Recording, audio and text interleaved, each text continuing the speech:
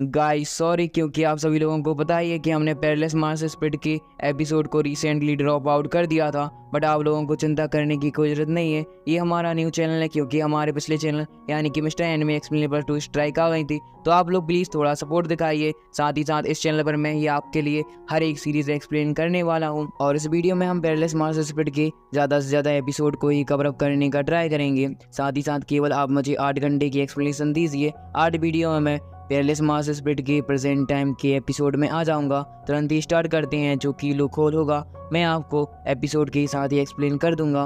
तो इस एपिसोड की स्टार्टिंग में हमें अपने मेन कैरेक्टर फैंग को दिखाया जाता है, जो कि एक बैली की तरफ आगे बढ़ता हुआ जा रहा था।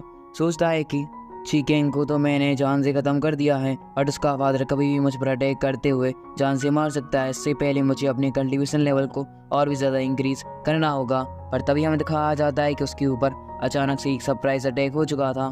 जो फेंग होता है वह अपनी शॉर्ट स्किल की सहायता से काफ़ी ज़्यादा आसानी से उसके अटैक को नैलीफाई तो कर देता है। तभी हम देखते हैं कि वहाँ पर एक एल्डर आ चुका था, जिसके कुछ डिसाइबल्स भी उसके साथ में आए हुए थे। और ये एल्डर और कोई नहीं बल्कि फेंग अभी रिसेंटली जिस फादर के बारे में बात कर रहा था वही था। वह कहना शुरू कर देता है, तुमने आखिरकार मेरे बेटे को क्यों ही मार दिया। फेंग कहता है कि मैंने जानबूझकर नहीं मारा, भाई मेरे फ्रेंड को परेशान कर रहा था और मेरे एक अटैक के चक्कर में मारा गया। अगर तुमने अपने बेटी को ट्रेनिंग दी होगी, कमज़ोर नहीं था तो कहाँ से ही मारा जाता। इस बात को सुनकर फादर को गुस्सा आना शुरू हो जाता है। वह अपने दोनों डिसाइबल से कहता है कि जो भी फेंग को जान से ख़त्म करेगा मैं उसे 10,000 सिल्वर गोल्ड कॉइन दूंगा। और यह जानकर दोनों के दोनों डिसाइबल्स ही लू फेंग पर फाइट करने के लिए लग जाते हैं। और थोड़ी देर बाद ही फेंग ने इन दोनों को ही ख़त्म कर दिया होता है। एक सोल्जर्स काफ़ी ज़्यादा इंजर्ड हो गया था। अब जो फादर होता है भाई कहना शुरू कर देता है, तुम दोनों किसी भी काम के नहीं हो, जिसकी वजह से हम देखते हैं कि भाई खुद ही लू फेंग से फाइट करने के लिए आगे आ जाता है। और उसने अपनी किसी प्रकार की स्पेशल पावर का यूज़ करते हुए फेंग पर अटैक कर दिया था। और यहाँ पर फादर और फेंग के बीच में आइकॉनिक लेवल की कॉम्बैट फाइट हो रही होती है। पर तभी हमें दिखाया जाता है कि जो फादर था वह अपनी पावर का यूज़ करते हुए एक आर्टिफैक्ट को समन अप करता है, जिसकी सहायता से उसने लू फेंग के नीचे एक प्रकार की जाइंट फॉर्मेशन को क्रिएट अप कर दिया था। भाई कहता है कि तब इस फॉर्मेशन के चक्कर में बिल्कुल भी नहीं बच सकते, क्योंकि ये वाइट पावर से बनी हुई है, यानी कि एक ऐसी एनर्जी जिसकी सहायता से सामने वाली कल्टीवेशन लेवल वाले वॉरियर की एनर्जी को अपने अंदर एब्जॉर्ब किया जा सकता है। साथ ही साथ इसका एक और काफ़ी ज़्यादा खतरनाक सा साइड इफेक्ट है कि डार्कनेस पावर की सहायता से कल्टीवेटर के दिमाग पर हावी हो जाता है और उसे जड़ से ही नष्ट कर देता है। फेंग कहना शुरू कर देता है कि अरे ये तुम्हारी फॉर्मेशन मेरी गोल्डन बॉडी के सामने कुछ भी नहीं कर सकती। साथ ही साथ तुमने किसी गलत आदमी से ही पंगा ले लिया है, तुम भी अपनी बेटी के समान ही मरने वाले हो। और ऐसा कहते साथ ही और फेंग ने गोल्डन बॉडी की सहायता से उसे काफ़ी ज़्यादा आसानी से डिस्ट्रॉय कर दिया था। यह देखकर फादर को गुस्सा आना शुरू हो जाता है। वह अपने यंग यंग ड्रैगन को समन अप करता है और फेंग ने भी अपनी गोल्डन बॉडी की एक जायंट स्पिरिचुअल बॉल को समन अप कर लिया था, जिसकी सहायता से जैसे ही दोनों के अटैक आपस में टकराते हैं वहाँ पर एक खतरनाक सा ब्लास्ट कंडक्ट हो जाता है। इनकी फाइट की आवाज़ों को सुनकर वहाँ पर सेक्ट मास्टर तुरंत ही अपेयर हो जाते हैं और दोनों की फाइट को रोकते साथ ही सिचुएशन के बारे में पूछते हैं। तो यहाँ पर फादर बताता है किसने मेरे बेटे को जान से मार दिया है। फेंग भी अपने आप को डिफेंड करते हुए कह देता है कि ये मेरे दोस्त को छेड़ रहा था, जिसकी वजह से मुझे ऐसा कदम उठाना पड़ा।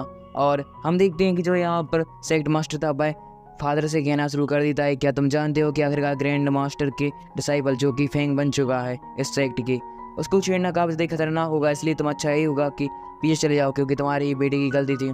पर हम देखते हैं कि जो यहाँ पर फादर था वह तो अपने बेटी की मौत का बदला लेना चाहता था, जिसकी वजह से वह अपने एक साथी डिसाइबल से कह देता है, अच्छा सेक्ट मास्टर को भी जान से मार डालो। अब ये सेक्ट मास्टर की पावर को ओवर कंट्रोल कर रहा है, या फिर क्या ही बता सकते हैं। तुरंत ही जैसे ही वह डिसाइबल अटैक करने के लिए आता है, सेक्ट मास्टर कमज़ोर नहीं था और आसानी से उसके अटैक को नैलीफाई कर देता है। फादर्स को एक वार्निंग देते हुए जाता है कि अगर फेंग को तुमने टच करने का ट्राई किया ना और आगे से तुम इसकी किसी भी काम में टांग लाई ना, तो ग्रैंड मास्टर से मैं बोल दूंगा तुम तो सेक्ट से निकल जाओगे और तुम्हारी रोजी रोटी भी बंद हो जाएगी। हमारा सीन यहाँ से कट हो जाता है। हमें दिखाया जाता है कि फेंग और सेक्ट मास्टर एक जगह पर आ चुके थे, क्योंकि ये एक प्रकार की प्रोटेक्शन हॉल है जहाँ पर जो सेक्ट मास्टर होते हैं वह फेंग से कहते हैं कि यहाँ पर रहकर तो अपने कल्टीवेशन लेवल को इंक्रीज कर सकते हो, बाहर से अच्छा तो यही पीस होगा, क्योंकि जो ये फादर है भाई ऐसे ही तुम्हें जान से नहीं छोड़ने वाला है, वह किसी न किसी प्रकार की तो चालबाजी कर ही रहा होगा।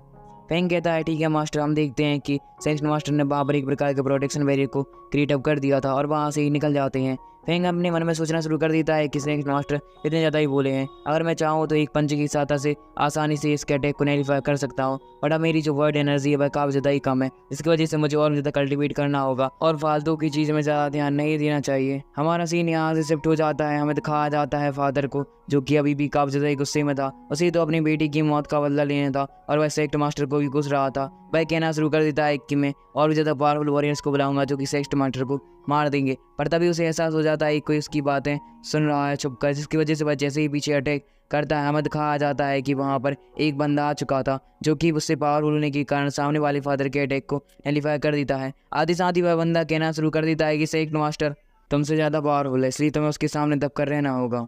पर अगर तुम हमारे साथ मिल जाते हो तो मैं तुम्हें नया सेक्ट मास्टर बना दूंगा, पुराने सेक्ट मास्टर को जान से मार कर। और हम देखते हैं कि फादर जो कि पूछना शुरू कर देता है आखिरकार तुम हो कौन। वह बंदा बताना शुरू कर देता है इन टोकन को पहचानो और बताओ आखिरकार मैं कौन हो सकता हूँ। वह वहाँ पर 4 टोकन कवर कर देता है और यह देखकर एल्डर फादर की पैरों तले जमीन खिसक जाती है। भाई कहता है अरे बाप रे, ये तो मेरा बाप निकला, क्योंकि यहाँ पर जो ये टोकन आप देख रहे हैं भाई काफ़ी ज़्यादा खतरनाक है। ये 4 डायनेस्टी के पूरा अलग टोकन है और आप जानते हैं कि फेंग काफ़ी ज़्यादा खतरनाक इंसान है भाई। हर डायनेस्टी में जाता है तो वहाँ पर जाकर कुछ ना कुछ दुश्मनों का निर्माण तो जरूर से ही करता है। अभी तक उन्हें चारों की चारों डायनेस्टी को एक्सप्लोर कर लिया है, तो वहाँ पर कुछ उसके दुश्मन बन चुके हैं जो कि जान से मरवाना चाहते हैं फेंग को। तो यहाँ पर यह जो आप सामने एल्डर दिख रहे हैं वह फादर से हाथ मिलाने के लिए आया है। फादर भी समझ जाता है कि मैं सेक्ट मास्टर से अकेले फाइट नहीं कर सकता, जिसकी वजह से वह हाथ मिला लेता है और कहता है कि मेरा तो मकसद ही पूरा हो रहा है, इसके बदले में मैं तो इस सेक्ट मास्टर ही बन जाऊंगा। और ये बंदा पावरफुल भी है, लगता है ये फेंग को जान से मार देगा।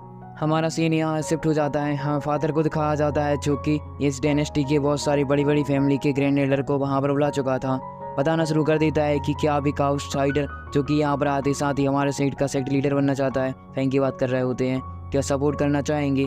जो सेक्ट लीडर करंटली है भाई फेंग को काफ़ी ज़्यादा सपोर्ट कर रहा है। हम जो इतनी सालों से मेहनत कर रहे हैं, हमने अपनी डायनेस्टी को बचाने के लिए इतने ज़्यादा ही सेक्रीफाइस किए, हमारे पोते मतलब एंसेस्टर से आते आते आते आते आज़ादी दिलाए, और आज कोई आउटसाइडर आकर हमारे सेक्ट को लीड करे, ऐसा कैसे ही चल सकता है।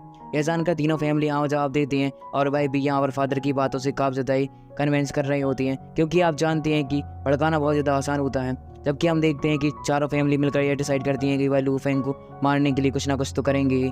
तभी हमें फादर को दिखाया जाता है जो कि अपनी पावर का यूज़ करते साथ ही वहाँ पर एक प्रकार के जेड टोकन को अपेयर कर चुका था और उसे 4 हिस्सों में डिवाइड कर देता है और एक हिस्सा चारों फैमिली के हेड के पास पहुँच जाता है, जो कि डिसाइड कर रहा है कि ये सारे के सारे एक हो चुके हैं। हमारा सीन यहाँ से कट हो जाता है। हमें फेंग को दिखाया जाता है जो कि उसी प्रोटेक्शन हॉल के अंदर अपने कल्टिवेशन लेवल को इंक्रीज़ कर रहा था, क्योंकि उसने काफ़ी ज़्यादा ही फाइट कर ली, उसके मेलोडियन में अनस्टेब्लिश हो गए हैं। थोड़ी देर बाद क्या हमें दिखाया जाता है कि फेंग ने काफ़ी ज़्यादा आसानी से अपने मेलोडियन को स्टेब्लिश कर लिया है, साथ ही साथ जो उसकी वाइट पावर होती है वह भी काफ़ी ज़्यादा ही बढ़ चुकी थी।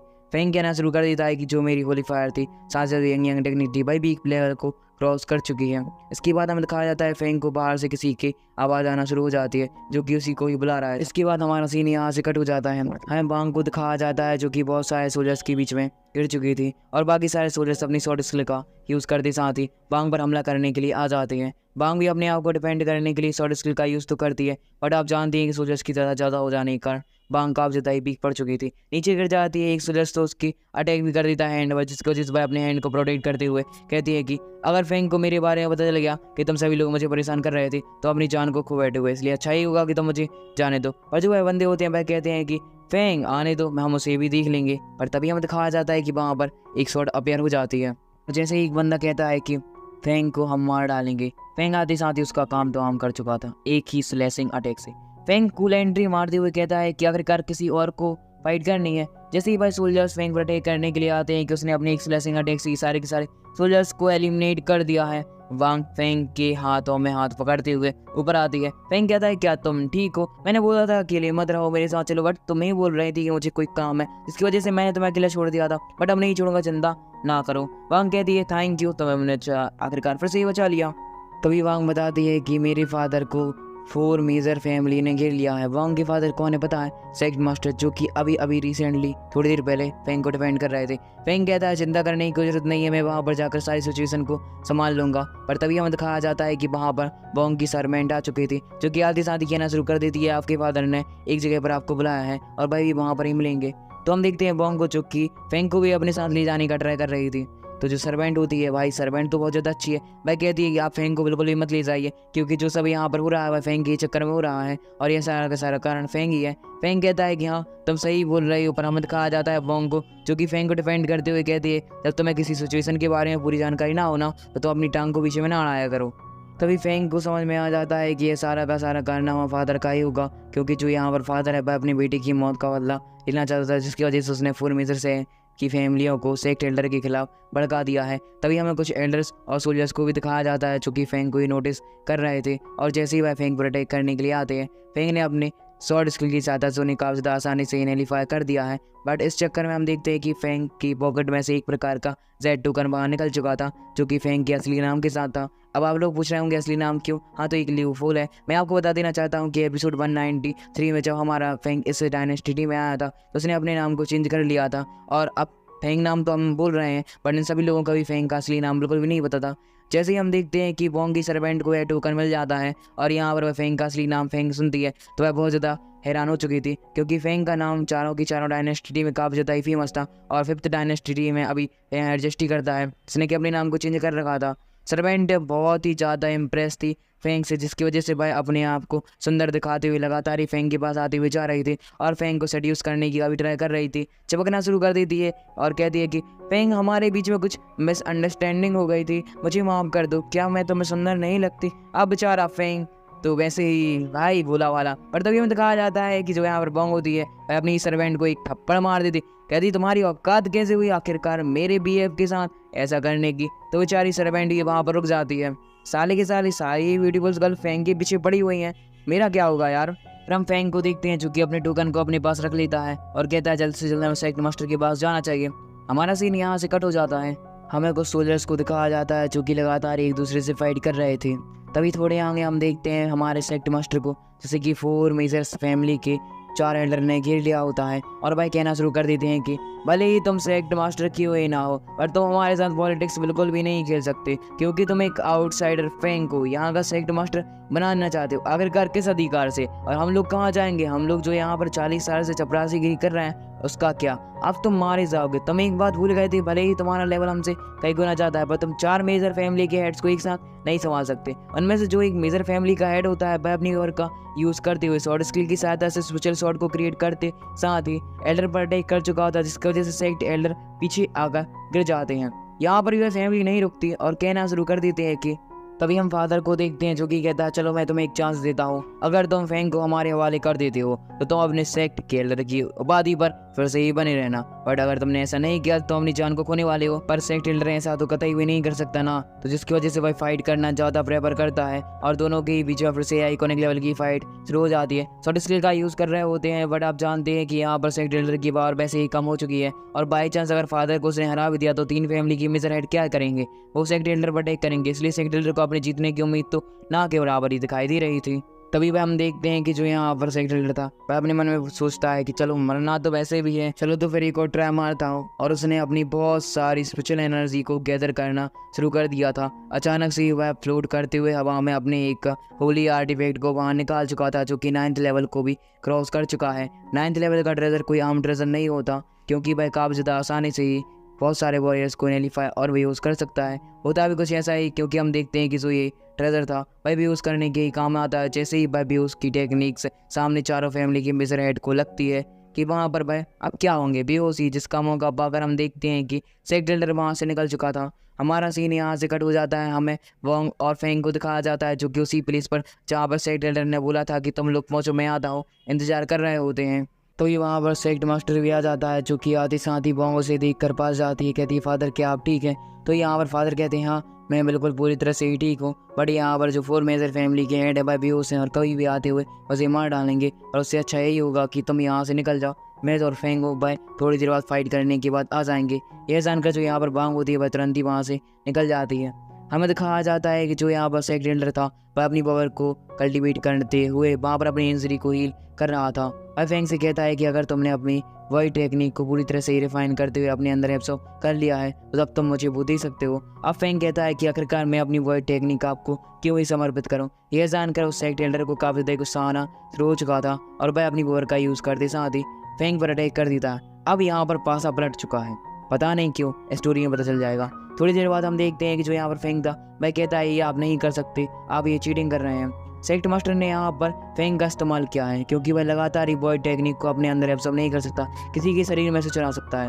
हम देखते हैं कि उसने एक प्रकार के आर्टिफैक्ट को फेंग के नीचे समन अप कर लिया होता है और अचानक से स्पेशल प्रेशर बहुत ज़्यादा इंक्रीज कर देता है फेंग के ऊपर, जिसकी वजह से उसे काफ़ी ज़्यादा तकलीफ हो रही थी और उसके अंदर में से जितना भी यंग यांग टेक्निक और वॉइड टेक्निक का और निकल रहा था, पर अचानक से ही सेक्ट एल्डर के शरीर के अंदर जाना शुरू हो चुका था। तभी हम देखते हैं फेंग को, जो कि कहता है आइडेंटिटी रिवील करने का वक्त आ गया है और अब मैं बताता हूँ कि आखिरकार मैं कौन हूँ, तुमने किस बंदी से पंगा ले लिया है। फेंग ने अपनी एक पंच में स्पिरिचुअल एनर्जी को कंटेन करते हुए फॉर्मेशन में मार दिया था, जिसकी वजह से वह फॉर्मेशन तुरंत ही डिस्ट्रॉय हो जाती है। यह देख कर एल्डर को कुछ समझ में नहीं आता क्योंकि वह फॉर्मेशन बहुत ज़्यादा पावरफुल थी। जबकि हम देखते हैं यहाँ पर जो फेंग होता है वह उसी पर ही भारी पड़ना शुरू हो चुका था, क्योंकि उसने अपनी किसी पावर की सहायता से सामने वाले एल्डर की बची कुची जो भी पावर होती है उसे ही एब्जॉर्ब करना शुरू कर दिया था।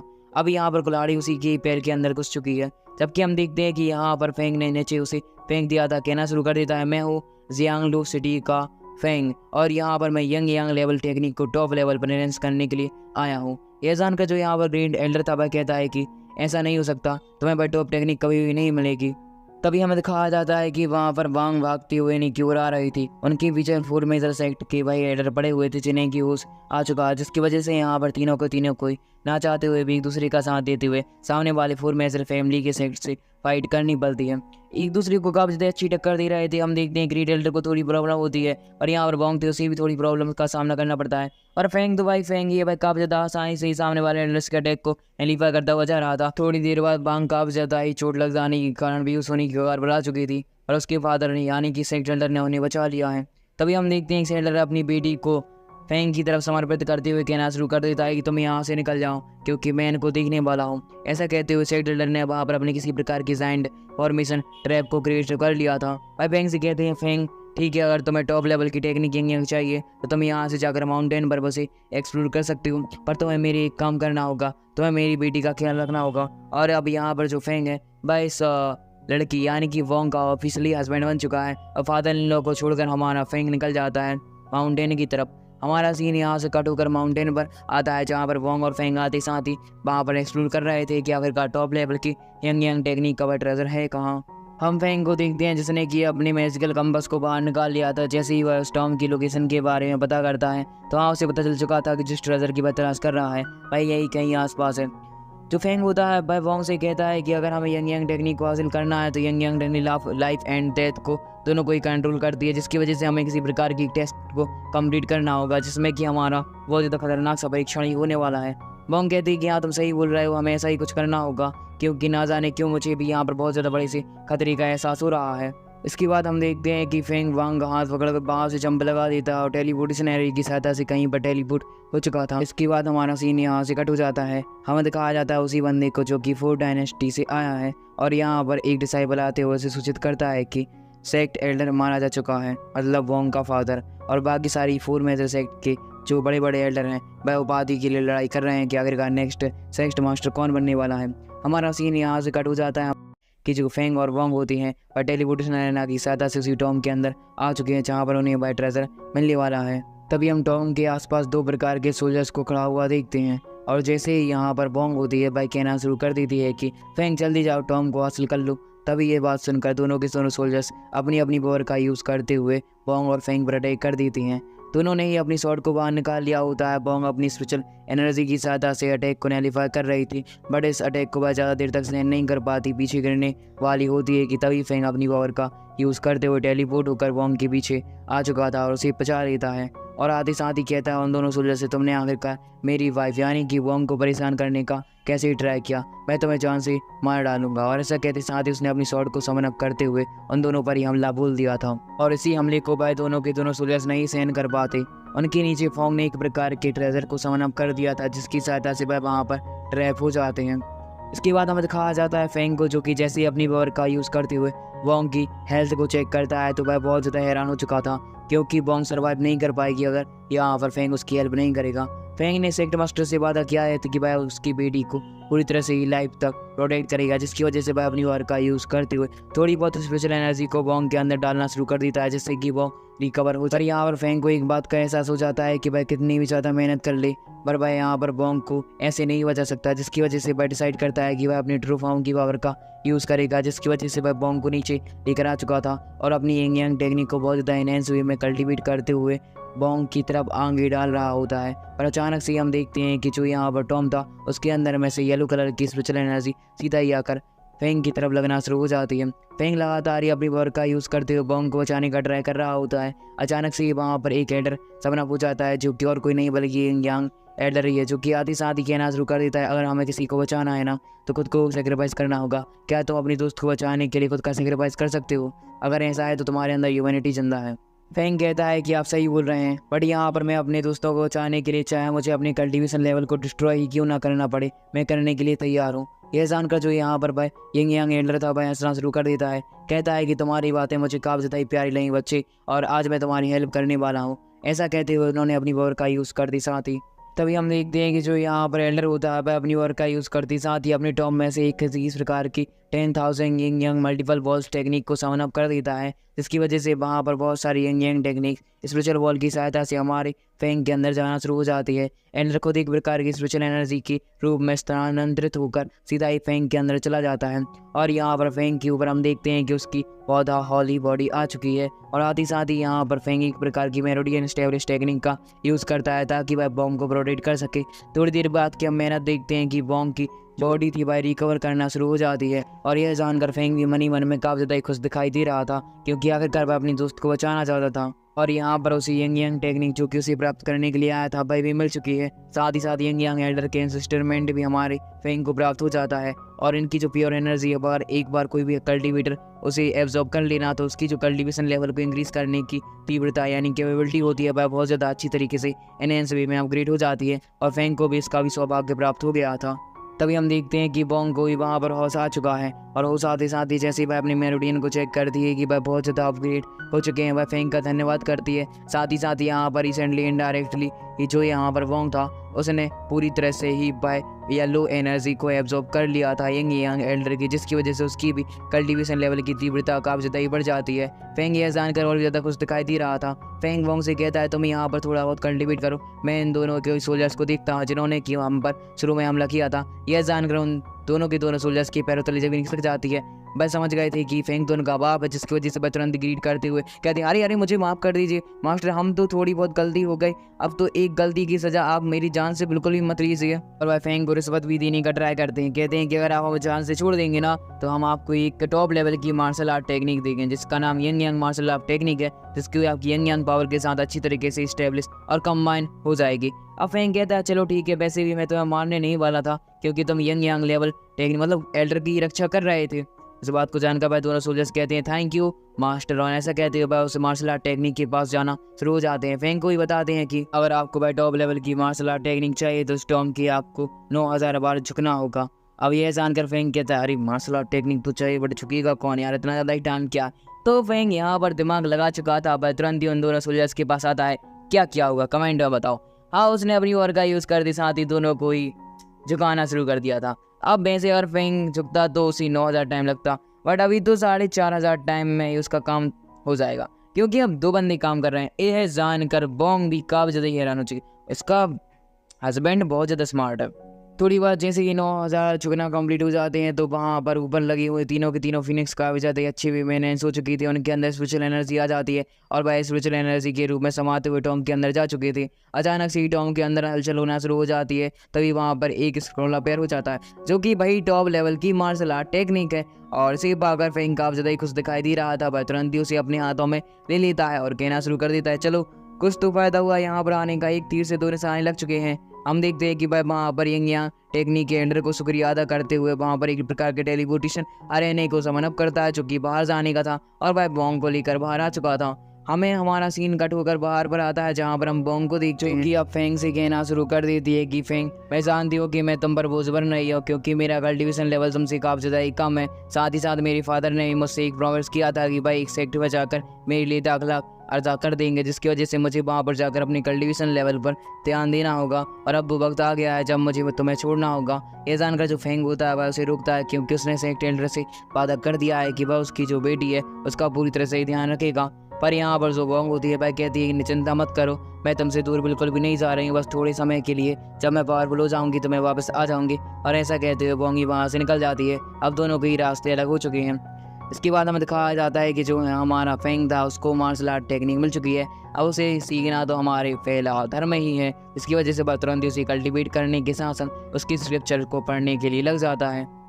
थोड़ी देर बाद फेंग को पता चलता है कि टॉप लेवल की मार्शल आर्ट टेक्निक में केवल 8 स्टेज हैं, जिनमें से कि फर्स्ट स्टेज को क्लियर करने की कैपेबिलिटी अब हमारे फेंग के पास है। इसकी वजह से वह उसे सीखने के लिए लग जाता है। थोड़ी देर बाद हमें तो पता चलता है कि जो यहाँ पर फर्स्ट स्टेज था उसमें भी एक टेक्निक है जिसका नाम है रेड स्लैशिंग टेक्निक, और उसके अंदर भी 8 स्टेज हैं। अब यहाँ पर फेंग को समझ में आ जाता है कि वह दोनों सोल्जर्स कम नहीं बोल रहे थे, क्योंकि सच में ही इस टॉप लेवल की मार्शल आर्ट टेक्निक को मास्टरी प्राप्त करना बहुत ज़्यादा कठिन होगा, बहुत ज़्यादा समय लगने वाला है। साथ ही साथ वह जैसे उसे कल्टीवेट करता है तो उसे 8 फॉर्म ऑफ बॉडी के मिल जाते हैं। वह कहता है कि अगर मैं इस फर्स्ट लेवल को भी क्रॉस कर लेता हूँ उस टेक्निक के, तो नाम मुझे मार्शल आर्ट लेवल के 8th वॉरियर को काफ़ी ज़्यादा आसानी से एक स्लैशिंग अटैक की वजह से ख़त्म कर सकता हूँ, और मुझे इसके अंदर किसी न किसी प्रकार मास्टरी प्राप्त करनी होगी, जिसकी सहायता से मुझे होली गॉड लेवल की वॉरियर हराने में कामयाबी मिल जाएगी। तभी वह नोटिस करता है कि एक जगह पर जो यहाँ पर एक स्पेशल बॉडी होती है उससे बहुत सारे सोल्जर्स अपनी शॉर्ट स्किल का यूज़ करते हुए फाइट कर रहे थे। तभी हम देखते हैं कि वह स्पेशल बॉडी वाला बंदा उन बाकी सारे सोल्जर्स पर भारी पड़ रहा था और वह उनको जान से ख़त्म करने के लिए आने वाला था, पर हमारा पवित्र फेंग वहाँ पर आ जाता है। आधे साथ ही अपनी वॉर का यूज़ करते हुए उनको बचा लिया था। यह देखकर बाकी सारे सोल्जर्स कहते हैं आखिरकार यह बंदा है कौन। फेंग कहता है कि चलो एक अच्छा वक्त है कि मैंने जो अभी टेक्निक सीखी उसका इस्तेमाल कैसे ही होता है, और वह अपने उसी फर्स्ट स्टेज की यंग टेक्निक का यूज़ करना शुरू कर देता है, जो कि मार्शल आर्ट लेवल के 8th स्टेज में से फर्स्ट स्टेज की थी। तभी हम देखते हैं कि भाई जो यहाँ पर थंडर एबिलिटी वाला स्पेशल बॉडी होती है वह तुरंत ही फेंग की इस अटैक को सहन नहीं कर पाती, क्योंकि फेंग मल्टीपल स्लैशिंग अटैक की सहायता से उस पर हल्ला बोलता हुआ जा रहा था। लास्ट स्लैशिंग अटैक जैसे ही उस पर लगता है कि सामने वाला थंडर जो वॉरियर था वह खत्म हो जाता है। अब यहाँ पर फेंग के पास एक अच्छा ऑप्शन था, क्योंकि वह अपने थंडर एट्रीब्यूट की पावर को बहुत ज़्यादा एनहेंस में अपग्रेड करना चाहता है, और थंडर ब्लड लाइन तो उसके सामने डली हुई है, जिसकी वजह से वह तुरंत ही उसे अपने अंदर एब्जॉर्व करने के लिए लग चुका था। तभी हमें दिखाया जाता है कि जो यहाँ पर फेंग की थंडर एट्रीब्यूट की पावर होती है वह एक लेवल एनहेंस हो जाती है, और फेंग को इसको कल्टीवेट करने के लिए काफ़ी ज़्यादा ही प्रॉब्लम हो रही थी, पर थोड़ी देर बाद वह इसमें सक्सेसफुल हो जाता है। तभी हम पीछे वाले बंदों को देखते हैं जो कि आते साथ ही फेंग का धन्यवाद करते हैं और कहना शुरू कर देते हैं कि मास्टर हम तो यहाँ पर जियान सिटी की ओर आगे बढ़ते हुए जा रहे थे, साहब जियाओ चैन और फेंग के बीच में फाइट होने वाली है। अब फेंग कहता है किसके बीच में। हम देखते हैं भाई जो यहाँ पर बाकी सारे सोल्जर्स थे वह कहते हैं फेंग और जियाओ चैन के बीच में। फेंग कहता है ये जियाओ चैन मुझसे फिर से ही पटने वाला है, आज तो मैं इसे जिंदा नहीं छोड़ूंगा, और मुझे अपनी फाइट के बारे में बिल्कुल नहीं पता। कहा पते वो यहाँ पर मेरा डुप्लीकेट कॉपी करते हुए मेरी बेइज्जती तो नहीं करने वाला, चलो उसे सरप्राइज देता हूँ। और उसके बाद वह वहाँ से जियाओ सिटी की ओर निकल जाता है। हमारा सीन यहाँ से कट हो जाता है। हमें दिखाया जाता है कुछ वॉरियर्स को जो कि आपस में बात कर रहे थे कि आखिरकार फेंग कितना ज़्यादा ही लकी है जिसकी फाइट जियाओ चैन से होने वाली है। जियाओ चैन और फेंग के बीच में कल्टीवेशन लेवल का बहुत ज़्यादा बड़ा डिफरेंस है, और जियाओ चैन से फाइट करने वाला वॉरियर काफ़ी ज़्यादा ही खुशकिस्मती होता है, क्योंकि अगर वह हार भी जाए तो उसकी पॉपुलैरिटी बहुत ज़्यादा बढ़ जाती है। काश मैं फेंग की जगह पर होता। जबकि हमारा सीन यहाँ से कट होकर 3 मेजर एडर पर आता है जो कि इस फाइट को देखने के लिए आए हुए थे, और आसपास के कुछ वॉरियर्स भी बात कर रहे होती हैं कि ये तो 3 मेजर साइड के एल्डर से काफ़ी ज़्यादा ही पावरफुल है। तभी वहाँ पर हमें एक और एल्डर को दिखाया जाता है जो कि आते साथ ही वहाँ पर फेंग को ही नोटिस कर रहा था, और वहाँ पर तो उसे फेंग दिखता है नहीं, बस सोचता है फेंग शायद अभी यहाँ पर नहीं आया है। और ऐसे ही हमें करके करके बहुत सारे मेजर फैमिली के हेड्स को दिखाया जाता है जो कि फेंग के दोस्त भी हैं और दुश्मन भी, क्योंकि भाई यहाँ पर फेंग की चटनी बनते हुए और चटनी बनाते हुए देखने के लिए आए हैं। तभी हमें जियाओ चैन को दिखाया जाता है जो कि तुरंत अरेना हमें आते हुए सारे की सारी मेजर फैमिली के हेड से कहना शुरू कर देता है कि फेंग यहाँ पर नहीं आया है, इसकी वजह से हम उसे हारा हुआ घोषित कर सकते हैं। अब हमें एक प्लान समझ में आ गया है, जबकि उसे फेंग को तो बिल्कुल भी चुनौती नहीं दी थी। फेंग के पास तो नोटिफिकेशन भी नहीं पहुंची थी कि आखिरकार उसे कोई चैलेंज भी कर रहा है, और यहाँ पर जो जियाओ चैन है इसी का फ़ायदा उठाना चाहता है, बट इसे क्या पता है इसका दाव उल्टा ही खिल चुका है। तभी हम देखते हैं कि वहाँ पर ड्रैगन गॉड यानी कि फेंग के कुछ साथी आ जाते हैं और आते ही साथ ही फेंग को चेयर अप कर रहे थे। जबकि हम मेजर फैमिली के कुछ हेड्स को देखते हैं जो कि कहते हैं ड्रैगन गॉड का डिसाइबल तो अभी भी नहीं आया है, जिसकी वजह से हम फेंग को यहाँ पर नल्ला और बेरोजगारी मानेंगे और उसे हारा हुआ घोषित कर देते हैं, जो कि लड़ाई करने की काबिल तो बिल्कुल भी नहीं है, बट डरपोक है जो कि गर्लफ्रेंड के पल्लू के अंदर ही छुप के बैठा हुआ है। और इस बात को सुनकर मिस को गुस्सा आना शुरू हो जाता है। मिस कहती है आखिरकार तुम्हारी औकात कैसे हुई फेंग के बारे में ऐसा बुरा भला बोलने की। इस बात को सुनकर जो यहाँ पर ड्रैगन गॉड था भाई मिस का सपोर्ट करते हुए कहता है तुम सभी लोग फेंग को नहीं जानते हो, अगर वो यहाँ पर आ गया ना तो जियाओ चैन के साथ साथ तुम्हें भी खा जाएगा। अब यह सुनकर जो यहाँ पर एक और मेजर फैमिली का हेड होता है भाई कहता है अच्छा ऐसी बात है, पर तुम्हारा फेंग आखिरकार है कहाँ, डरपोक है क्या, क्यों नहीं आया, तुम तो बड़ी बड़ी डीएफ फाँक रहे हो। तभी वहाँ की सिचुएशन चेंज हो जाती है। आसपास हवाएं चलना शुरू हो जाती हैं। आकाश में एक टेलीपोर्टेशन एरे बहुत ज़्यादा स्पेशल एनर्जी रिलीज के साथ खुलता है और हमारा मेन कैरेक्टर फेंग बालवीर की एंट्री लेता है और लेते साथ ही वहाँ पर आते हुए जियाओ चैन से कहता है, वाह चालबाज लौंडे, तुझ जैसा मैंने कमीना आज तक नहीं देखा है, चल आज मैं तुम्हें सबक सिखा ही दूंगा। फेंग को देखकर फेंग के दोस्त काफी ज्यादा खुश दिखाई दे रहे थे, जबकि जो 4 मेजर फैमिली के हेड्स होते हैं भाई कहते हैं, अगर यहाँ पर फेंग आ गया है तो चलो ड्रैगन गॉड एक एक शर्त लगाते हैं, मजा भी आएगा, सादा कंपटीशन देखने में क्या ही फायदा। और भाई अपनी शर्त को रखते हुए कहते हैं कि अगर फेंग हार गया ना तो ड्रैगन गॉड तो तुम्हारा कैसल है ना उसके सारे के सारे कीमती ट्रेजर हमारे हो जाएंगे और तुम्हारे कैसल को हमारी 4 मेजर फैमिली द्वारा डिस्ट्रॉय कर दिया जाएगा। अब यहाँ पर ड्रैगन गॉड को अपने डिसाइबल पर पूरी तरह से इंटरेस्ट था, इसलिए वह शर्त के लिए एग्री हो जाते हैं। अब जो फेंग होता है वह अपने मास्टर यानी कि ड्रैगन गॉड की तरफ से शर्त का दूसरा पहलू रखता है, क्योंकि एक तो है कि ड्रैगन कैसल नष्ट हो जाएगा, दूसरा फेंग कहता है कि अगर मैं जीत गया ना बाई चांस तो कहते कैसे हो भी, अगर यहाँ पर मैं जीत जाता हूँ तो तुम्हारे सारे के सारे 4 मेजर्स हैं की पोजीशन है बस तुम छोड़ दोगे और तुम्हारे कैसल हमारे हो जाएंगे, हम उनको डिस्ट्रॉय ही नहीं करेंगे, तुम्हारे एक एक सोल्जर्स को जान से ऐसे मारेंगे ना कि तुम सभी लोग अपनी अपनी बात को याद रखोगे। यह जानकर भाई सारे के सारे 4 मेजर फैमिली के हेड्स हंसना शुरू कर देते हैं, कहते हैं वाह बंदे तुम्हारी औकात ही क्या, तुम्हारा कल्टीवेशन लेवल वैसे ही कम है और तुम्हें लगता है तुम जियाओ चैन को हरा दोगे, नहीं हरा सकते। फेंग देख लेता है, कहता है कि मैं तो कर लूंगा, लगा दे शर्त। और इस बात को सुनकर वह सभी के सभी मान जाते हैं। हमें दिखाया जाता है कि इन दोनों के बीच में कंपटीशन स्टार्ट हो चुका है। फेंग अपनी लात को जड़ देता है सीधे जियाओ चैन की तरफ और जिस किक को जो जियान होता है वह अपनी एनर्जी की तरफ से रोक लेता है। दोनों के बीच में आइकॉनिक लेवल की कॉम्बैट फाइट हो रही थी, एक दूसरे को बख्शने तो बिल्कुल भी नहीं वाले थे। तभी हम देखते हैं कि फेंग ने अपनी शॉट को और जियाओ चैन ने अपने होली स्पीयर को बाहर निकाल लिया था। फिर से ही दोनों आइकॉनिक लेवल की क्लोज कॉम्बैट फाइट करने में लग जाते हैं। यहाँ पर फेंग भारी पड़ता हुआ दिखाई दे रहा है, साथ जियाओ चैन अपनी फुल स्ट्रेंथ को अभी शो अप नहीं कर रहा है। भाई कहता है चलो फेंग अब मैं दिखाता हूँ कि मैं क्या कर सकता हूँ। फेंग ने भी अपनी दोनों शॉट्स को ही बाहर निकाल लिया था, जिनमें से कि एक उसकी येलो एनर्जी की शॉट होती है और यंग यंग टेक्निक वाली सेकंड वाइट शॉट जो कि काफी पावरफुल है। फेंग ने इन दोनों को ही कंट्रोल करना सीख लिया और भाई उन्हीं की पावर का यूज करते साथ ही उस पर हल्ला बोल रहा था। जियाओ चैन ने भी अपनी किसी प्रकार के आर्टिफैक्ट को समन अप कर लिया होता है, जिसकी वजह से हम देखते हैं कि वहाँ पर एक खतरनाक से स्पेशल बॉडी अपेयर हो जाती है जो कि थंडर एट्रीब्यूट और यंग यंग टेक्निक दोनों की कंबाइंड पावर की मदद से बनी हुई थी। और फेंग इसे देखकर हैरान नहीं होता, भाई कहता है कि छोटी मोटी बातों से मैं नहीं डरूंगी और ऐसा कहते साथ ही उसने अपनी पावर का यूज करते हुए उस पर हमला बोलना शुरू कर दिया था। थोड़ी देर बाद हम देखते हैं कि बस स्टैचू काफी ज्यादा कमजोर पड़ता हुआ दिखाई दे रहा था। जियाओ चैन कहता है नहीं मैं तुमसे हारने नहीं वाला हूँ और ऐसा कहते साथ ही उसने अपनी बाकी सारी बची कुची एनर्जी को भी उसके अंदर डालना शुरू कर दिया था, जिसकी वजह से स्टैचू की पावर काफी ज्यादा इनहेंस वे में अपग्रेड हो जाती है। और तभी फेंग भी अपनी पावर का यूज करता है। दोनों के अटैक जैसे ही आपस में टकराते हैं कि यहाँ पर स्पेशल स्टैचू काफी ज्यादा वीक पड़ता है, तभी यहाँ पर फेंग अपनी स्लेजिंग अटैक का यूज करता है जो कि रिसेंटली उसे टेक्निक से मिली थी। इसकी मदद से उसने स्टैचू को खत्म कर दिया था। स्टैचू जैसे ही खत्म होता है कि यहाँ पर जियाओ चैन की पावर भी कम हो जाती है क्योंकि वह उसे कंट्रोल कर रहा था। फिर हम देखते हैं कि फेंग अपनी शॉट को लेकर जियाओ चैन का काउंटडाउन करने के लिए आगे बढ़ता है कि जियाओ चैन ने वहाँ पर अपनी किसी प्रकार की फॉर्मेशन को क्रिएट अप कर लिया है। जो फेंग होता है उसकी शॉट जैसी उसे लगती है कि डिस्ट्रॉय होने ही वाली थी फॉर्मेशन कि जियाओ चैन यहाँ पर ही नहीं रुकता, उसने अपने दोनों के दोनों ड्रैगन गॉड्स को उसके अंदर मार्च कर दिया था, जिसकी वजह से उसकी प्रोटेक्शन शील्ड की पावर बढ़ जाती है और यहाँ पर अब फेंग को काफी ज्यादा तकलीफों का सामना करना पड़ रहा है उस फॉर्मेशन को ब्रेक करने के लिए। तभी हम देखते हैं जियाओ चैन को जो कि बहुत ज्यादा सिग्मा वाला बंदा खिल जाता है क्योंकि उसने अपनी किसी प्रकार की सुप्रीम गॉड फॉर्मेशन को आकाश के अंदर एक्टिवेट कर दिया है, जिसकी वजह से एक प्रकार के स्पिरिचुअल एनर्जी का ब्लास्ट हमारे फेंग की ओर आना शुरू हो चुका है। अब फेंग जो कि अकेला सिंगल लौंडा और यहाँ पर दो अटैक को अपनी अपनी पावर का यूज करते हुए डिस्ट्रॉय करने में लगा हुआ है। अब जो उसकी स्पिरिचुअल एनर्जी का फ्लो एक बार काफी ज्यादा तीव्र वे में कंज्यूम होना शुरू हो जाता है, उसकी पावर सप्रेस हो जाती है और यह देखकर आसपास के 4 मेजर फैमिली के डिसाइबल्स और उनके जो एंसेस्टर्स होते हैं उन्हें काफी ज्यादा खुश लग रहे थे कि ड्रैगन गॉड का कैसल उनका हो ही जाएगा। हम देखते हैं एमएस को जो कि फेंग की चिंता करना शुरू कर देती हैं क्योंकि अब कैसल तो गया पर फेंग तो जिंदा बचना चाहिए यार। पर उनके फेंग पर एक तरफ से पूरा भरोसा भी था। ड्रैगन गॉड कहते हैं अरे मिस चिंता करने की कोई जरूरत नहीं है क्योंकि फेंग को मैं जानता हूँ, वो मेरा डिसाइबल है और ऐसी छोटी मोटी फॉर्मेशन से भाई नहीं डरने वाला।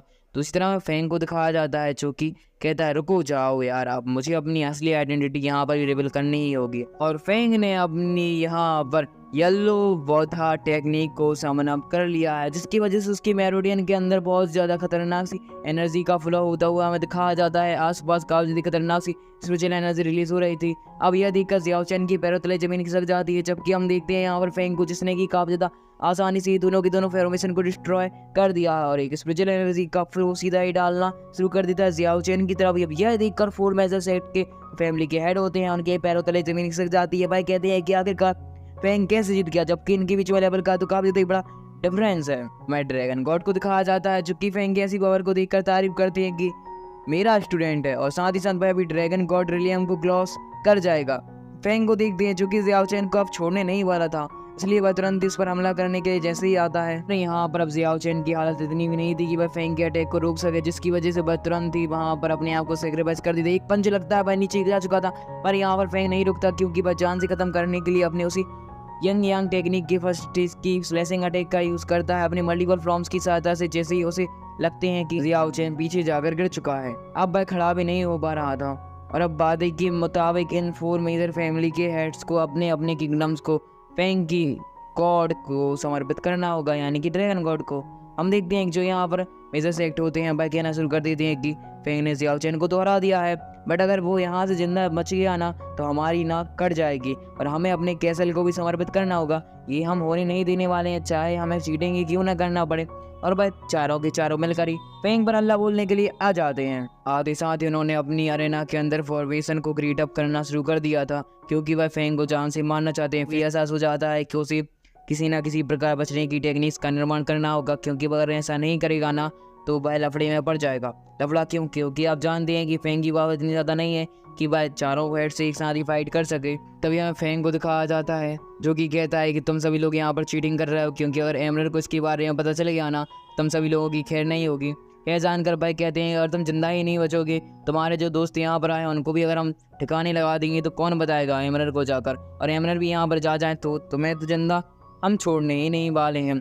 हम देखते हैं जियाओ चैन को, जो कि कहता है हाँ सही बोल रहा है, इसको निपटा डालो। जियाओ चैन की ऐसी बातों को सुनकर फेंग से घूरता है। जियाओ चैन चुप हो चुका था जब क्या हमें इसको दिखाया जाता है, जिससे कि फेंग की चिंता होना शुरू हो जाती है। भाई कहती हैं कि फेंग को बचाना होगा ड्रैगन गॉड यानी कि उसके मास्टर, जो कि कहते हैं कि नहीं सिचुएशन काफी ज़्यादा इंटरेस्टिंग होती हुई जा रही है, हमें फेंग की हेल्प करनी है बट इनडायरेक्टली, क्योंकि इसका यूज़ करते हुए हम फेंग का ब्रेक थ्रू करा सकते हैं। और ऐसा कहते हुए उन्होंने किसी अपनी पावर का यूज़ करना शुरू कर दिया था।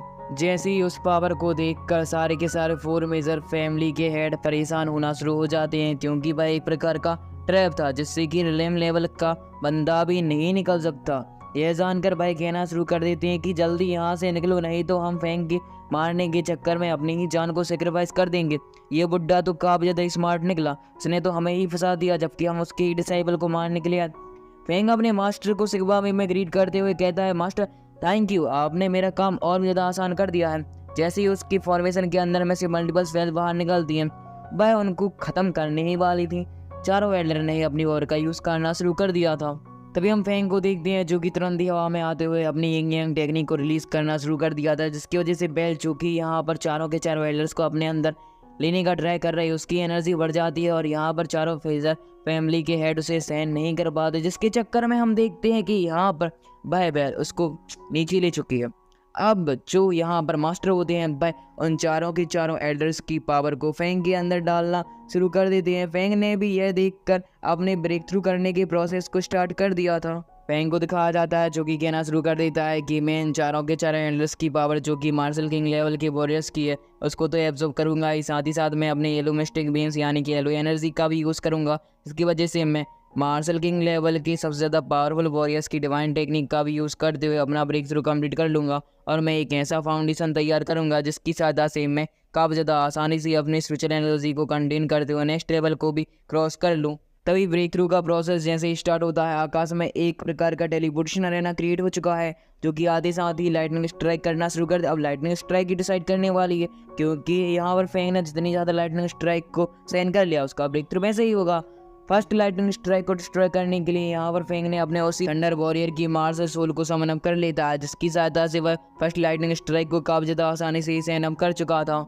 दूसरी तरफ हमें दिखाया जाता है कि एमरा, जो कि टेलीपोर्टेशन एरिया के माध्यम से फेंग को नोटिस कर रहे थे, कहते हैं फेंग वाकई में काफी ज़्यादा कमाल का ही बंदा है। मतलब अभी जो सिचुएशन क्रिएट हुई थी, अगर यहाँ पर फोर मेजर फैमिली के हेड फेंग पर भारी पड़ते हुए दिखाया जाते हैं हम लोगों को, जो कि नहीं हुआ है, तो एमरल्ड की मदद करने के लिए आ सकती थी। एमरल्ड की बेइज्जती जो उन्होंने की थी उसकी सजा तो इनको मिलनी ही थी। हम थर्ड प्रिंसेस को देखते हैं, जो कि फेंग को देखकर औसम औसम औसम, ये तो मेरा पति बनने के लायक ही है। हमें फैंग को दिखाया जाता है जो कि अभी भी लाइटनिंग को झेल रहा होता है। तभी हम इसको देखते हैं जो कि ड्रैगन गॉड से कहती हैं कि मास्टर मुझे एक बात बताइए कि अगर यहाँ पर लेजेंडरी थंडर स्ट्राइक होगी तो फैंग क्या उसे सहन कर पाएगा या फिर नहीं। ये जानकर ड्रैगन गॉड कहते हैं हाँ तुम सही बोल रहे हो, मुझे भी नहीं लगता कि अगर लेजेंडरी लाइटनिंग स्ट्राइक लगभग 3 या 4 भी बैलेंस करते हुए हमारे फैंग पर हुई ना, तो अगर उसका मेरिडियन डिस्ट्रॉय हो गया तो उसका कंडीशन लेवल तो वैसे ही डिस्ट्रॉय हो जाएगा। पर ऐसा नहीं होने वाला, ये तो आप लोग जानते ही हैं। तभी हम देखते हैं कि फैंग के ऊपर सेकेंड थंडर स्ट्राइक होना शुरू हो जाती है जो कि एक ड्रैगन का फॉर्म धारण कर चुकी थी। फैंग अभी उसी अपनी थंडर बॉडी का यूज करता है, पर हम देखते हैं कि थंडर ड्रैगन ने थंडर बॉडी को काफी ज्यादा आसानी से डिस्ट्रॉय कर दिया है और वह लगातार ही फैंग पर अटैक करने के लिए जैसे ही आता है कि फैंग ने अपनी स्वॉर्ड की सहायता से उस ड्रैगन को तो नष्ट कर दिया है। इसकी वजह से उसकी जो मेरिडियन होती है वह अचानक से अनस्टेब्लिश हो जाते हैं, वह नीचे गिरने वाला होता है, बट वह किसी न किसी प्रकार खुद को संभाल लेता है। अब इसका मौका पाकर वहां पर मौजूद सारे चुरकट एल्डर कहते हैं कि फैंग अभी कमजोर है, चलो फायदा उठाते हैं। और ऐसे कहते साथ ही उन्होंने फैंग पर हमला करना शुरू कर दिया था। यहाँ पर बस सारे के सारे वॉरियर्स मिलकर अपनी अपनी बौद्धा गॉडी को भी एक्टिवेट कर लेते हैं। कोई अपनी स्वॉर्ड स्किल का यूज़ कर रहा होता है तो कोई अपनी थंडर एनर्जी की सहायता से फैंग पर हल्ला बोलता हुआ जा रहा था। फैंग को एक बात समझ में आ जाती है, चाहे वह कितनी भी पावर का यूज़ कर ले, वह तीनों से एक साथ फाइट नहीं कर सकता, जिसकी वजह से वह कहता है कि अरे मेरे दोस्तों मेरी हेल्प कब करोगे। तभी हमें दिखाया जाता है कि जो यहाँ पर इस बातों को सुनकर फैंग की मिस होती हैं और बाकी सारी जो गर्ल्स होती हैं वह फैंग की हेल्प करने के लिए आ जाती हैं। वह अपनी दोस्त को छुकीला नहीं छोड़ना चाहती थी। जबकि हम मास्टर को देखते हैं, ड्रैगन गॉड को कहते हैं इस बात में मैं फैंग से बहुत ज़्यादा जेलसी फील करता हूँ। किस बात से? फैंग को प्रोटेक्ट करने के लिए इतनी ज़्यादा ही ब्यूटीफुल गर्ल्स मौजूद हैं, पर मेरा क्या, आखिरकार मैंने अपनी पूरी ज़िंदगी एक भी गर्लफ्रेंड नहीं बना पाई यार। इस बात पर तो मुझे भी दुख है यार। रिसेंटली लगता है कि आप सभी लोगों को भी अपनी गर्लफ्रेंड नहीं मिली होगी। जो रिलेशनशिप में है वो कमेंट कर दीजिए सिंगल लोगों के लिए यार। तभी हम देखते हैं कि जो यहाँ पर तीनों बंदे होते हैं उन्होंने अपनी खतरनाक सी फॉर्मेशन को एक्टिवेट कर लिया होता है। तीनों के तीनों 3 डायरेक्शन में जाकर फैंग पर हल्ला बोलने के लिए वाले होते हैं कि तभी वहाँ पर फैंग के फ्रेंड गर्ल्स आते साथ ही, जी अब बोलना सही रहेगा, आते साथ ही उसके एक वॉरियर के अटैक को नैलीफाई कर देती हैं, फाइट करने में लग जाती है। बट यहाँ पर तीनों वॉरियर्स को एक बात बता सकती कि जो यहाँ पर गर्ल्स बचाने के लिए आए हैं फैंग को, वह ज़्यादा पावरफुल नहीं है, अगर हम चाहें तो इनको हरा सकते हैं। जबकि हम देखते हैं कि यहाँ पर जो फैंग की गर्ल्स दोस्त होती हैं वह कहती हैं तुम्हारी थंडर लाइटनिंग स्ट्राइक की 3rd फॉर्म का समय आ चुका है, जाओ। हम देखते हैं कि सच में ही ऐसा होता है, क्योंकि जैसे ही थंडर स्ट्राइक जो कि 3rd थी वह हमारे फैंग पर होती है। फैंग उसको सहन करने में लगा हुआ था और यह रेड थंडर स्ट्राइक काफी ज़्यादा खतरनाक सी दिखाई दे रही है। तभी हम देखते हैं तीनों के तीनों बंदों को जो कि फैंग की ऐसी हालत को देख कर कहते हैं अगर हमने फैंग को यहाँ पर नहीं रुकता, उसने थंडर स्ट्राइक की 3rd फॉर्म को भी अपने अंदर सहन कर लिया ना, तो उसका ब्रेक थ्रू हो जाएगा और वह हमें जिंदा कतई भी नहीं छोड़ने वाला, ये चांस है, गंवाना नहीं। और ऐसा कहते उन्होंने अपनी एक प्रकार की फॉर्मेशन को समन कर दिया है। अब यहाँ पर गर्ल्स क्या कर रही हैं यार, बिजी रखना था ना। अगर फाइट नहीं कर सकती तो एक काम और कर सकती हैं, सेड्यूस करने का। सॉरी मजाक कर रहा हूँ। तभी हम देखते हैं कि जो यहाँ पर गर्ल्स होती हैं वह कहती हैं हमें फैंग को बचाने के लिए इसकी फॉर्मेशन को रिवर्स फॉर्मेशन के अंदर ट्रैप करना होगा, और उन्होंने अपनी पावर का यूज़ करते हुए कंबाइन करते साथ ही वहाँ पर एक प्रकार की फॉर्मेशन को क्रिएट कर दिया था, जिसकी वजह से एक वहाँ पर बॉडी भी समन अप हो जाती है जो कि उन तीनों की फॉर्मेशन को डिस्ट्रॉय करने में लगी हुई थी। यहाँ पर हम देखते हैं एक बंदे देखिए अपनी सिस्टर की एनर्जी जो कि है यू, उसकी समझ में आ जाती है कि आखिरकार वह कहाँ से आ रही है। वह अपनी सिस्टर को बचाने के लिए तुरंत ही उस डायरेक्शन की ओर निकल जाता है। कहता है सिस्टर थोड़ी देर को मैं वहाँ पर पहुँच जाऊँगा और तुम्हारे ऊपर अटैक करने वालों को जान से मार डालूंगा। हमें तीनों बंदों को दिखाया जाता है जो कि अपनी फॉर्मेशन की पावर को बहुत ज़्यादा बढ़ा देते हैं, क्योंकि वह फैंग को जान से मारना ही चाहते थे। अब यहाँ पर जो युवा होती है जो कि अपनी पावर का यूज़ करते हुए फॉर्मेशन को बचा कर रखे हुए हैं, वह कहती चाहे कुछ हो जाए मैं फैंग को बचा कर ही रहूँगी। पर हम देखते हैं फॉर्मेशन की पावर ज़्यादा हो जाने की वजह से वहाँ पर एक खतरनाक सा ब्लास्ट कंडक्ट होता है और इसके अटैक के इम्पैक्ट की वजह से बेचारी युवा पीछे आ जाती है। यह देख कर मिस कहती है तो युवा तुम पीछे हो जाओ, क्योंकि अब मैं फैंग की हेल्प करने के लिए जाने वाली हूँ। और ऐसा कहते साथ ही उन्होंने सिल्वर मिनर का यूज़ करना शुरू कर दिया है। अब यह देखकर वहाँ पर तीनों के तीनों वॉरियर बहुत ज़्यादा हैरान हो चुके थे। सिल्वर मिनर काफ़ी ज़्यादा एरिया ट्रेजर होता है। वह तीनों जो यहाँ पर वॉरियर्स होते हैं वह अपनी फॉर्मेशन की पावर को और भी ज़्यादा अपग्रेड कर देते हैं। फैंग इनकी बातों को सुनकर गुस्से में आ जाता है। वह कहता है कि अगर मुझे यहाँ पर अपने फ्रेंड्स की जान को बचाना है, गर्लफ्रेंड्स की, हाँ, तो यहाँ पर मुझे अपने ब्रेक थ्रू को जल्द से जल्दी प्रोसेस करते हुए कंप्लीट करना होगा। फेंग ने तुरंत ही अपनी रेड थंडर स्ट्राइक को एब्जॉर्ब करना शुरू कर दिया था। उसकी शरीर में काफ़ी ज़्यादा ही भारी प्रॉब्लम हो रही थी, झटके लगना शुरू हो जाते हैं शरीर के अंदर। तभी हमें दिखाया जाता है कि जो यहाँ पर फेंग था वह अपनी लाइटनिंग थंडर स्ट्राइक का सहन करते हुए 3 स्लैशिंग अटैक कर देता है तीनों के तीनों वॉरियर्स पर, जिसकी वजह से वह अपने फॉर्मेशन के अंदर से ध्यान केंद्रित नहीं कर पाते। और इसी का मौका पाकर यहाँ पर फेंग ने जान लगाकर अपना ब्रेक थ्रू कंप्लीट कर लिया है। अब ब्रेक थ्रू कंप्लीट करते ही साथ ही यहाँ पर फेंग मिस के पास आता है, कहता है क्या तुम ठीक हो। अब फेंग की ऐसी बातों को सुनकर एक गर्ल्स के लिए अंडरस्टैंडिंग देखकर बाकी सारी वहाँ पर मौजूद गर्ल्स को जलन शुरू हो जाती है। कहाँ होगी भाई मेरी वाली। हम देख भाई कहती हैं कि अगर हमें फेंग को बटाना है तो हमें अपने कल्टिवेशन लेवल को इंक्रीज करना होगा, क्योंकि जो पावरफुल होगी वही फेंग की वाइफ बनेगी ही। तभी हम देखते हैं कि यहाँ पर तीनों वॉरियर तो अभी चांस से ख़त्म थे ही नहीं, और फेंग की भी लास्ट थंडर स्ट्राइक, हाँ 3 के बाद चौथी भी होनी है, उसका वक्त आ चुका था। अब ये क्या होने वाला है, क्या जो तीनों के तीनों वॉरियर्स हैं वह फेंग को जान से मार पाएंगे। नेक्स्ट 1 घंटे की वीडियो में मिलते हैं। Thank you for watching and keep supporting. Subscribe जरूर से कर लेना। बाय।